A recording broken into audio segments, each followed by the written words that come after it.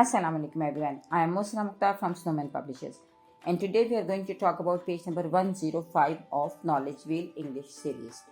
This is the book for nursery classes. Look here, this is page number 105, and this is a beautiful page.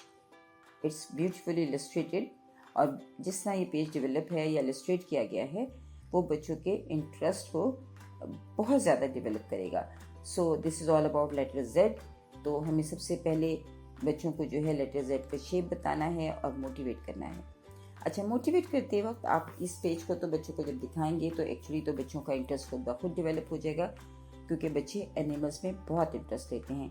तो आप बच्चों को page दिखाइए, उनको कहिए what a beautiful page, look, wow this is panda, this is zebra, wow he is a big elephant. तो आप इस तरह बच्चों से डिफरेंट क्वेश्चन पूछिए. What is the colour of the cap? Yes yellow. तो इस तरह आप बच्चों से इस पेज के मुताबिक डिफरेंट क्वेश्चंस पूछिए. इस तरह बच्चे पिक्चर कॉम्प्रिहेंशन की स्किल भी डेवलप करते हैं. फिर उसके बाद बच्चों को लेटर जेड की शेप बताइए. शेप बताते वक्त आप बिल्कुल उसी तरह आप करेंगे कि आप सबसे पहले बोर्ड पे ड्रॉ करेंगे या बुक की मदद से दिखाएंगे या फ्लैश कार्ड दिखाएंगे और बच्चों को बताएंगे कि this is capital Z, this is small Z, capital Z, small Z, capital Z, small Z. Capital Z looks like a lightning bolt and small z looks like just the same but smaller.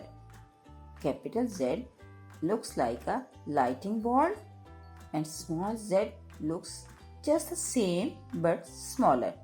आप बार बार बच्चों को tracing करवाइए, उनसे letter Z को air में trace करवाइए, उनको sand पे ट्रेस करवाइए, उनको उनके अपने ही हाथ की बैक पर ट्रेस करवाइए और एक दूसरे की जो बैक होती है उस पर भी ट्रेस करवाइए. बच्चे इसका बहुत इंटरेस्ट लेते हैं और इसी ट्रेसिंग में वो लेटर फॉर्मेशन सीख जाते हैं.